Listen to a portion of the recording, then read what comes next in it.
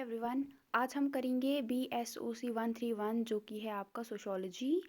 इसमें introduction to sociology, जिसमें हम करेंगे जो इस साल जो हुआ था दिसंबर 2021 का जो एग्ज़ाम हुआ था, मार्च अप्रैल में जो हुआ था एग्ज़ाम, तो उसका जो क्वेश्चन पेपर था वो डिस्कस करेंगे। ठीक है, तो सबसे पहले जो आपका ये पेपर था, इसको करने के लिए आपको 3 घंटे मिले थे और ये आपका इसमें मैक्सिमम मार्क्स आपके 100 थे। ठीक है, और इसमें आपको 5 क्वेश्चन, टोटल 8 क्वेश्चन थे, आपको कोई 5 क्वेश्चन करने थे, लेकिन सिर्फ 400 वर्ड्स में। ठीक है, हर एक सवाल को आपको 400 वर्ड्स में लिखना था।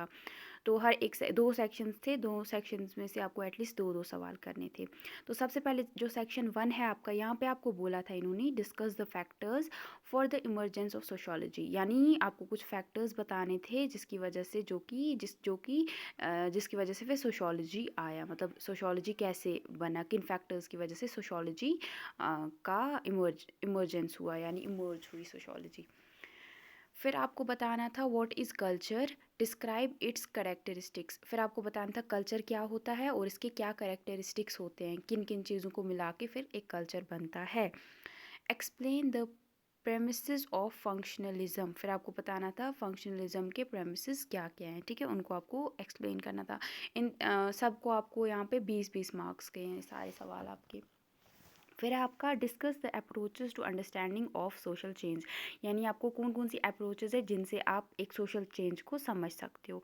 यहाँ पे आपका हो गया सेक्शन 1। अब आप देखेंगे section 2, discuss economic sociology as a sub discipline of sociology. यहाँ पे आपको जो इकोनॉमिक सोशोलॉजी है वो देखना था कि वो सोशोलॉजी में कैसे उसका मतलब सोशोलॉजी के साथ क्या क्या संबंध है, यानी क्या क्या मतलब उसके बारे में थोड़ा आपको डिस्कस करना था। जो आपको सोशोलॉजी के अंदर है ना, इकोनॉमिक सोशोलॉजी के बारे में लिख के वही सारा आपको बताना था कि इसका कैसे ये एक बहुत इंपॉर्टेंट पार्ट है इसका, या सब डिसिप्लिन है इसका, एक हिस्सा है छोटा सा इसका। What is social organisation. फिर आपको बताना था सोशल ऑर्गेनाइजेशन क्या होता है और इसके आपको बताने थे अलग अलग पर्सपेक्टिव्स।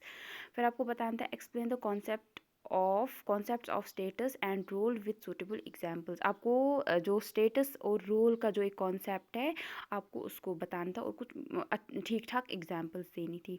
फिर आपको बताना था describe the characteristics of community. Community के क्या क्या करेक्टरिस्टिक्स हैं, कैसे एक कम्युनिटी बनती है, या कब आप एक लोगों के ग्रुप को कम्युनिटी बोलते हो। तो ये था आपका, और ये रहा हिंदी वाला। ठीक है, आप देखो ये थोड़ा क्लियर नहीं है, बट आपको थोड़ा आइडिया लगेगा कि क्या है यहाँ पे।